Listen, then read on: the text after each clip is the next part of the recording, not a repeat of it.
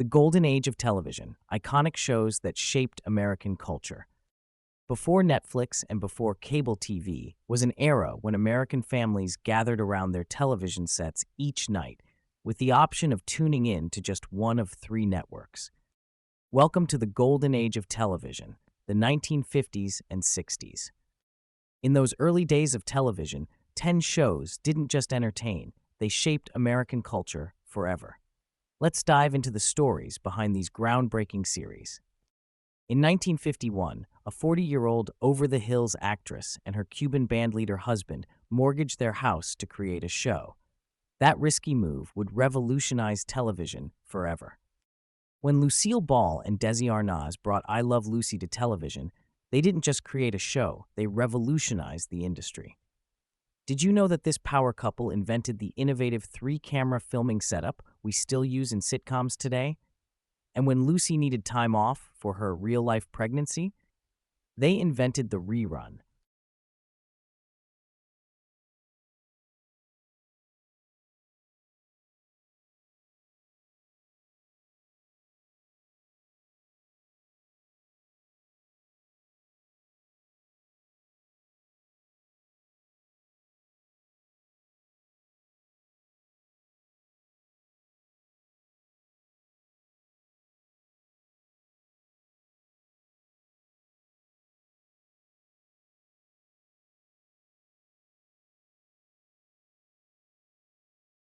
While Lucy and Ethel's friendship charmed audiences, few knew that Vivian Vance was contractually required to stay overweight for the role. Yet their chemistry was so perfect that when Lucy Ricardo gave birth to little Ricky on the show, more Americans tuned in to watch the episode than watched President Eisenhower's inauguration the next day. That's right, 44 million viewers compared to 29 million for the president. Speaking of revolutionary television, the Ed Sullivan Show ran for an incredible 23 years, from 1948 to 1971. Ed Sullivan was a newspaper columnist with no performance experience and a famously stiff demeanor. Yet, he would become television's greatest star maker. When he brought Elvis Presley to the stage, censors demanded Elvis be filmed only from the waist up. But that was just the beginning. One night stands out above all others, February 9, 1964. That's when 4 young men from Liverpool stepped onto Sullivan's stage. An astounding 73 million Americans, about 40% of the country's population, watched the Beatles that night. Not only did Sullivan's show become known as the place where stars were born, it was also quietly breaking down racial barriers by featuring African American performers when many shows wouldn't. From launching comedy legends like Phyllis Diller and Richard Pryor to introducing opera singers, plate spinners, and who can forget Topo Gigio, Sullivan's stage was America's cultural town square for 23 years. When Gunsmoke premiered in 1955, no one could have predicted it would run for an incredible 20 years. This wasn't just another Western, this was television's definitive Western drama. When radio's most popular Western headed to television, John Wayne turned down the starring role. But he did something extraordinary. He personally introduced James Arness as Marshal Matt Dillon. For 20 years and 635 episodes, Arness wore the badge in Dodge City, setting a record that wouldn't be broken for decades. But here's something most people don't know. When CBS considered canceling the show in 1967, President Lyndon B. Johnson himself stepped in to save it. Amanda Blake's Miss Kitty and Milburn Stone's Doc Adams became American icons, appearing in over 500 episodes each. Yet the show did more than entertain. It tackled serious issues like racism, addiction, and the genocide of Native Americans. When it comes to family drama in the Old West, nothing compares to Bonanza. The Cartwright family rode into our homes in 1959 with something special: color. Bonanza was among the first hour-long television series filmed entirely in color, and that famous burning map opening? It became one of TV's most iconic title sequences. Led by Lorne Greene as Ben Cartwright, this show did something remarkable. It gave us 3 completely different brothers who somehow made perfect sense as family.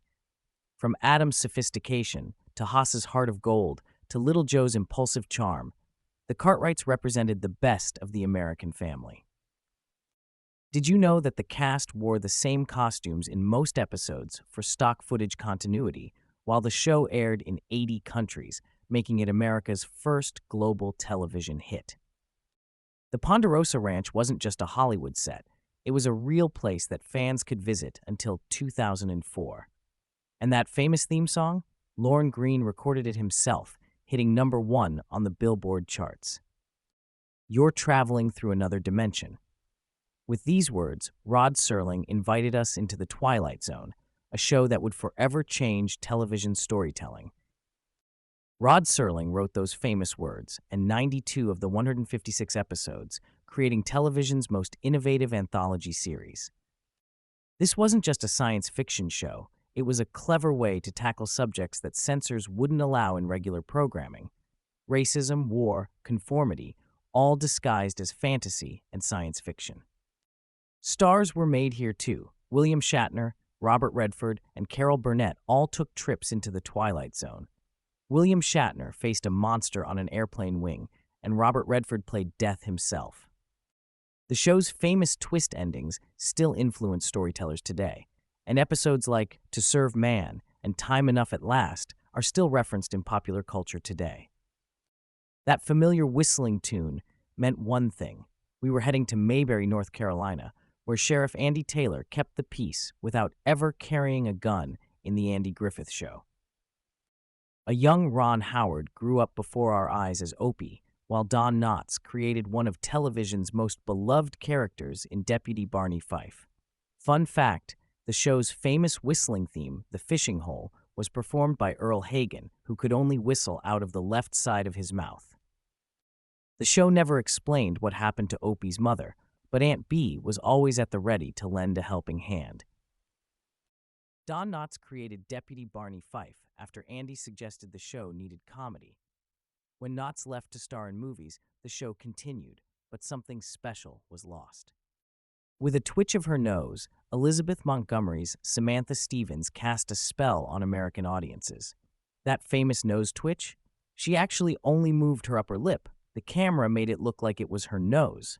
And that wasn't her only magic trick. But Bewitched was more than magic tricks. It was a clever allegory about marriage, acceptance, and being different in suburban America. Those magical effects, all done with wire work and stop motion in an era before computer graphics. The show used witchcraft as a clever metaphor for society's treatment of those who were different. Montgomery secretly played two roles, Samantha and her wild cousin Serena. In what might be television's most famous replacement, Dick York's Darren was replaced by Dick Sargent, and many viewers didn't even notice. Space, the final frontier. With these words, Star Trek launched us into a future where humanity's differences were celebrated, not feared. Star Trek's pilot episode was rejected for being too cerebral. The show that finally aired would change television and technology forever. That futuristic bridge cost $60,000 to construct in 1966.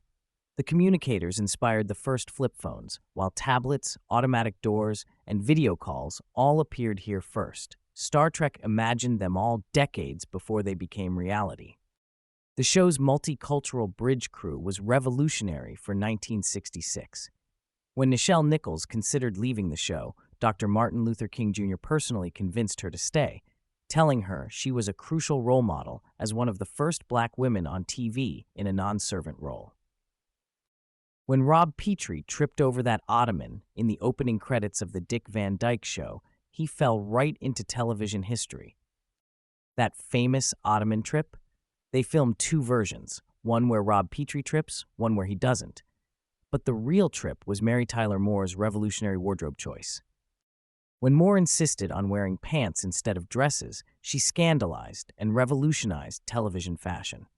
The show shot 158 episodes in black and white, but its impact was anything but gray. Based on creator Carl Reiner's real experiences as a TV writer for Your Show of Shows, the Dick Van Dyke Show became one of the first series to give us both family life and workplace comedy. Come and listen to a story about a man named Jed. The Beverly Hillbillies struck television gold with a simple fish-out-of-water premise that captured America's heart. That mansion in the opening credits? It was real, the Kirkby Mansion in Bel Air, and fans would regularly try to visit it. The real Kirkby Mansion charged $500 per day for filming, but the investment paid off. The premiere drew 58% of all American viewers and proved that sometimes the simplest premises make the best television. Donna Douglas beat out 500 actresses to play Ellie Mae, while Irene Ryan was 60 when she started playing Granny. The show's success launched two spin-offs, Petticoat Junction and Green Acres. From Lucy's chocolate-covered face to The Final Frontier, from Mayberry's small-town wisdom to Beverly Hills culture clash, these shows didn't just entertain us, they reflected who we were and who we wanted to be. They pushed boundaries, broke barriers, and created memories that would last for generations and shaped American culture in ways we're still feeling today.